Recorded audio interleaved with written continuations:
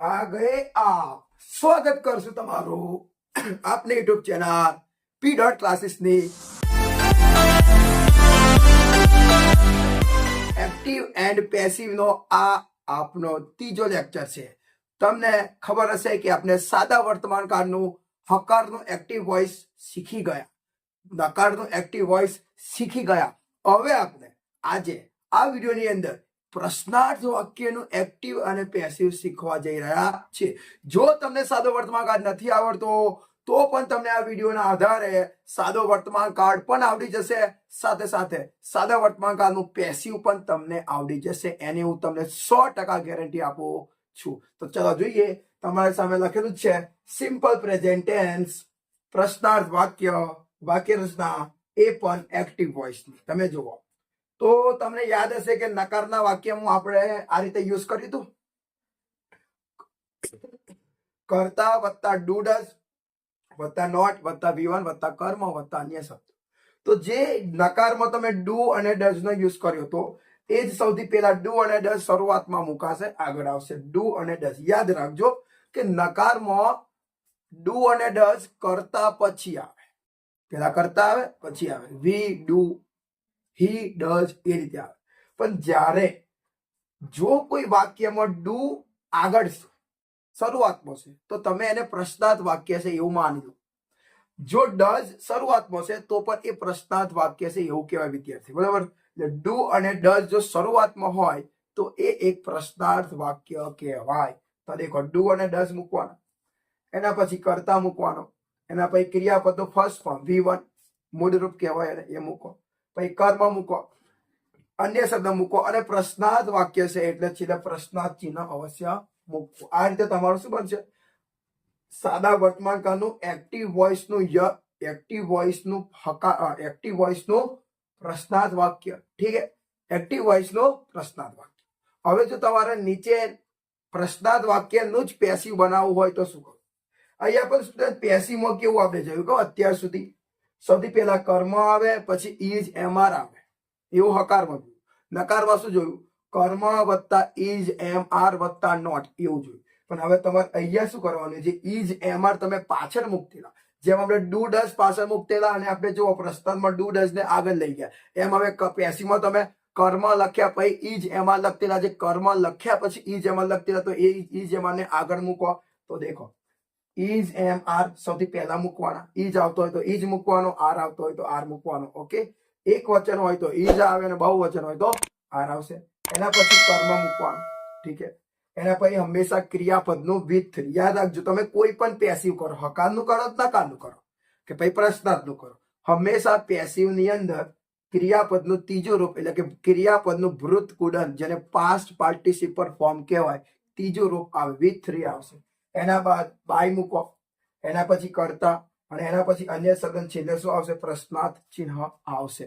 આ રીતે તમારે કમ્પ્લીટ પ્રશ્નાર્થ વાક્યનું પેસિવ તમારી સામે રજૂ થશે। ચાલો એક ઉદાહરણ જોવો, હું તમને દરેકે દરેક વિડીયોમાં એક ઉદાહરણ આપું છું એટલે તમને 100% એમાં આવડી જાય છે। તો ચલો તમે આ ઉદાહરણ પણ જુઓ।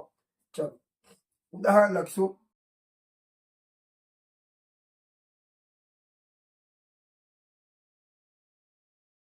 શું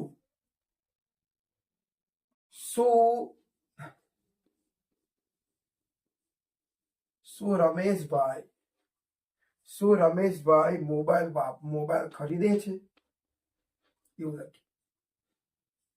અહીંયા જગ્યા નથી એટલે હું નીચે લઉં, શું રમેશભાઈ મોબાઈલ ખરીદે છે, આ એક પ્રશ્નાર્થ છે। મેં પ્રશ્ન પૂછ્યો છે એમ કે શું રમેશભાઈ મોબાઈલ ખરીદે છે, સાચું, એવા પ્રશ્ન।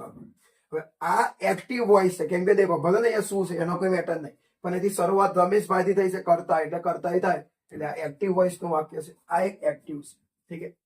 હવે આનું તમને ઇંગ્લિશ બનાવતા શીખવાડું। જો સૌથી પહેલા હવે ડુ અને ડઝ, કરતા પર ધ્યાન આવો, કરતા જેવું હોય એ રીતે મૂકવાનું। અહીંયા કરતા તરીકે કોણ છે, રમેશભાઈ, તો અહીંયા કરતા તરીકે રમેશભાઈ છે, તો કરતા તરીકે રમેશભાઈ હોય તો ડુ ના આવે વિદ્યાર્થીઓ, શું આવે, ડઝ આવશે। તો જો વાક્ય આવું બનશે, તો દેખો ડઝ આવ્યું, સૌથી પહેલા ડઝ આવ્યું, પછી કરતા એટલે રમેશભાઈ,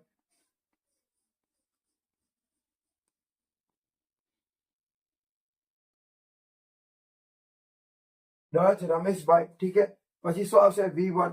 તો આમાં ખરીદવા માટે શું આવશે વિદ્યાર્થીઓ? બાય. શું આવશે વિદ્યાર્થીઓ ખરીદવા માટે? બાય, ઠીક છે. વાક્ય આપણી જગ્યા નહીં એટલે વાક્ય નીચે જ જવાનું છે. પછી કર્મ આવે તો કર્મ શું છે? મોબાઈલ. તો લખીએ મોબાઈલ ફોન. પછી આવશે પ્રશ્નાર્થ ચિહ્ન, અન્ય શબ્દ છે નહીં એટલે જુઓ. ડુ અને ડસ માંથી આવી ગયો ડઝ. પછી કર્તા તરીકે આવી ગયું રમેશભાઈ, ક્રિયાપદ તરીકે બાય અને કર્મ તરીકે આવી ગયું મોબાઈલ. ઠીક છે. આ એક એક્ટિવ વોઇસ નું વાક્ય છે. યાદ રાખજો, આ જે તમારી સામે બન્યું છે વિદ્યાર્થીઓ, આ એક એક્ટિવ વોઇસ નું વાક્ય તમારી સામે રજૂ થયું છે. આ એક્ટિવ છે, જોઈ શકો છો. આ એક એક્ટિવ છે, બરાબર. હવે આપણે એનું પેસિવ કરીએ. તો જો તમે જ્યારે એનું પેસિવ વાક્ય બનાવવા જશો ને, તો એનું પેસિવ કંઈક આ રીતે બનશે. શું રમેશભાઈ મોબાઈલ ખરીદે છે? તો પેસિવ એવું બનશે સ્ટુડન્ટ. શું મોબાઈલ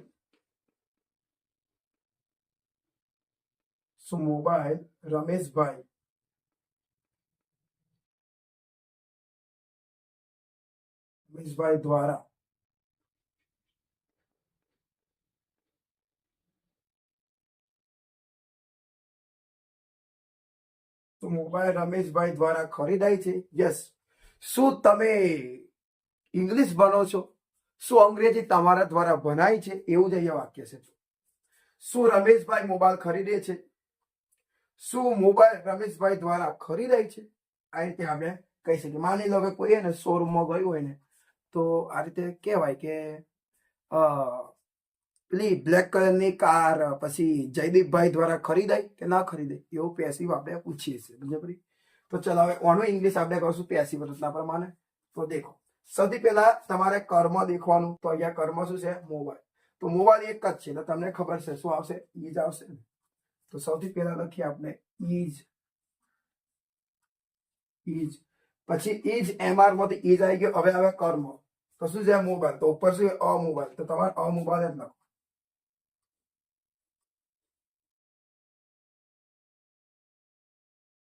मोबाइल. ठीक है. देखो इज एमआर माथी શું આવી ગયું? इज. ठीक है. કર્મ તરીકે આવી ગયું મોબાઈલ. હવે આવશે V3. તો ખરીદવા માટે V3 ખબર છે શું આવે? બોટ આવે ને. ઓકે. એના પછી ખબર છે ને શું આવશે? બાય. Bought buy. એના પછી કરતા. તો કરતા શું છે? રમેશભાઈ. તો લખવું પડશે બાય.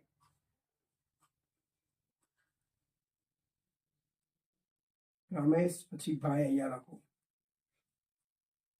પ્રશ્નાર્થ. તો જુઓ થઈ ગયું. Does Rameshbhai buy a mobile. તો એનું પેસિવ શું થયું? Is a mobile bought by Rameshbhai. ઠીક છે સ્ટુડન્ટ, તમે જોઈ શકો છો આ રીતે તમારે કરવું પડે. આ જે આપણે બનાવ્યું આ એક પેસિવ વોઇસ નું વાક્ય બની ગયું. આ એક્ટિવ છે અને આ પેસિવ છે. તમે જોઈ શકો છો. Does Rameshbhai buy a mobile. Is a mobile bought by Rameshbhai. ઠીક છે. તો આ રીતે તમને આવડવું જોઈએ. ચલો હવે આપણે કામ કરીએ, પ્રેક્ટિસ પર જતા રહીએ. ચલો દેખી લો. હવે વિદ્યાર્થીઓ પ્રેક્ટિસ કરીએ. તો જો ફર્સ્ટ સેન્ટેન્સ છે ડુ યુ પ્લે મ્યુઝિક. તમે મ્યુઝિક વગાડો છો? તમે મ્યુઝિક વગાડો છો? 10મા સ્ટુડન્ટ થઈને તમે મ્યુઝિક વગાડો છો. ઓકે. તો આ રીતે થાય. તો ચલો આપણે એનું પેસિવ કરીએ. તો તમને મેન પ્રશ્ન કે તમને કર્મ ખબર નહીં પડતી, તો તમે સૌથી પહેલા ક્રિયાપદ શોધો. તો જો આ જે વાક્ય છે એ વાક્યની અંદર ક્રિયાપદ તરીકે શું છે? પ્લે. તો ક્રિયાપદની પાછળ હંમેશા શું હોય? કર્મ હોય. તો તમને ખબર છે કે આ આપનું શું થઈ ગયું? કર્મ. તો ચાલો મ્યુઝિક ને આગળ લાવો. તો મ્યુઝિક આવશે. તો પહેલા તો મ્યુઝિક આવશે, પણ અહીંયા ઈ જવાનો યુઝ કરવાનો છે. તો મ્યુઝિક એટલે એક વચન એટલે શું આવશે? ઈજ આવશે. તો જો સૌથી પહેલા ઈજ મૂકો. મૂક્યું. પછી શું આવશે? મ્યુઝિક આવશે ને. તો લખીએ ને મ્યુઝિક. ઓકે. મ્યુઝિક. ઈજ માંથી ઈજ કર્મ થાય કે મ્યુઝિક પછી વિથ. ઉપર ક્રિયા પર શું છે? પ્લે. તો પ્લે નો વિથ શું થાય? પ્લે. ઓકે. તો ચલો આવશે એટલે યાદ આવશે ને. ઓકે, એના પછી તમને ખબર છે શું આવશે? બાય. તો લગાવો બાય. એના પછી તમને ખબર છે કરતા, તો વી યુ હે તો યુ ને પાછળ લાવો તો યુ નું તો યુ જ થાય અને પ્રશ્નાર્થ ચિહ્ન ભૂલતા. તો ડુ યુ પ્લે મ્યુઝિક તો થઈ ગયું ને. Is music player by you. ઠીક હે, તમે મ્યુઝિક વગાડો છો, મ્યુઝિક તમારા દ્વારા વગાડાય છે, આવું થઈ જાય. બરાબર, ચલો આગળ. Does he read a sentence? તે વાક્ય વાંચે છે. હે, એ વાક્ય વાંચે છે એવું થાય. હવે એનું કરીએ છીએ. સૌથી પહેલા ક્રિયાપદ હતો, તો એ ક્રિયાપદ તરીકે શું છે? રીડ. તો રીડ ની પાછળ અ છે તો અ એકલો ના થાય. શું થશે? અ સેન્ટેન્સીસ. તો આ તમારું શું થઈ ગયું? કર્મ. તો એ કર્મ સૌથી પહેલા આવશે, પણ અહીંયા ઈજ પર આવશે ને, ઈજ એમાં તો એક અ સેન્ટેન્સ એટલે એક વાક્ય એટલે એક વચન એટલે શું આવશે? ઈજ આવશે. તો ઈજ. ઠીક છે, પછી કર્મ તરીકે અ સેન્ટેન્સ. તો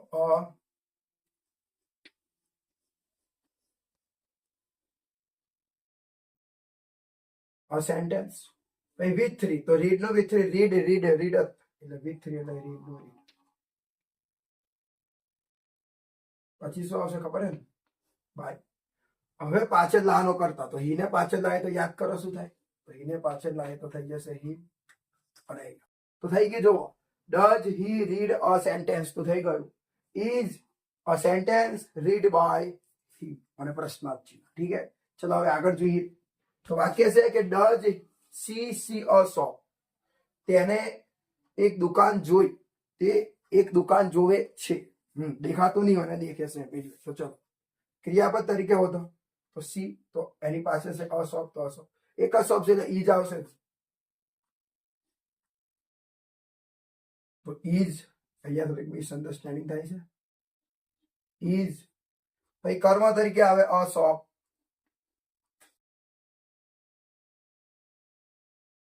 ઈજ અ શોપ. પછી વિથ થ્રી આવે તો સી નો વિથ થ્રી ખબર હે તમને શું થાય? સી સે અને સી, એના પછી ખબર હે તમને બાય. અને સી ને પાછળ લાવીએ ને તો શું થશે? બરાબર, પ્રશ્નાર્થ ચિહ્ન. ઠીક है સ્ટુડન્ટ્સ, હજી ચોથું વાક્ય છે. જુઓ, ડુ વી લિસન પોએમ? અમે કવિતા સાંભળીએ છીએ. અમે કવિતા સાંભળીએ છીએ. ઓકે, તો ચલો અહીંયા લિસન છે તો આ રહી તમારું કર્મ. એક જ વચન છે એટલે ઈજ આવશે.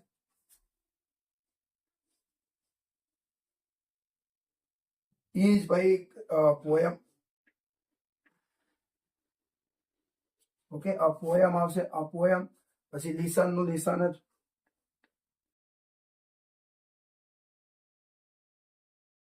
પછી શું આવશે? બાય.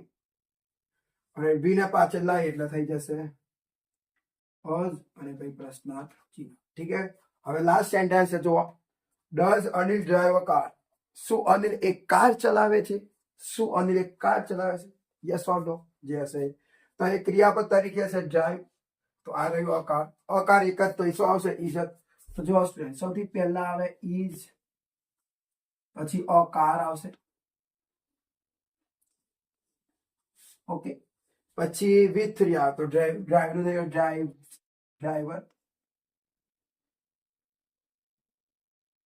એના પછી શું આવશે? બાય.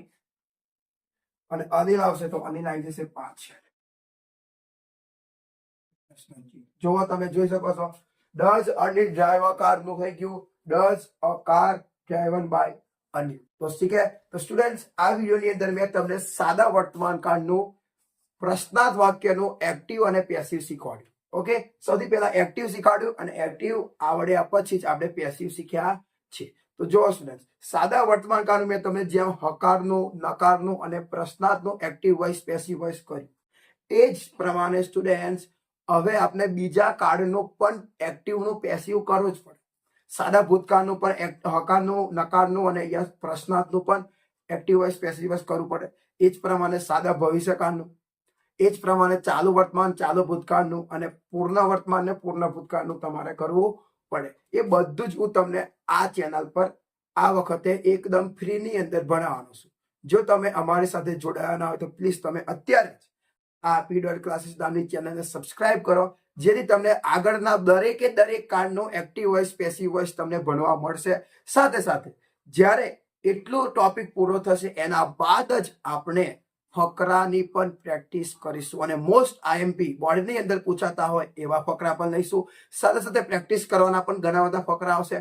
ત્યાં સુધી તમે આ વસ્તુ કમ્પ્લીટ શીખો. કેમ કે જો તમને આ જ નહીં આવડે તો તમે ફકરાના વાક્ય કેવી રીતે સોલ્વ કરશો એ વિચારો. તમે આ કોઈ જાદુગર નથી કે તમારી સામે મેં કંઈક કર્યું તમને આવડી ગયું. જ્યારે તમને વાક્ય આવડશે તો જ તમે ફકરા પર જઈ શકો છો.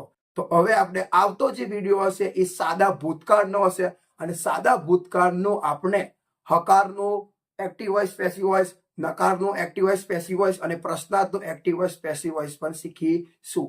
પ્લીઝ વિડીયોને લાઈક કરો, શેર કરો અને હા, અમારી સાથે બન્યા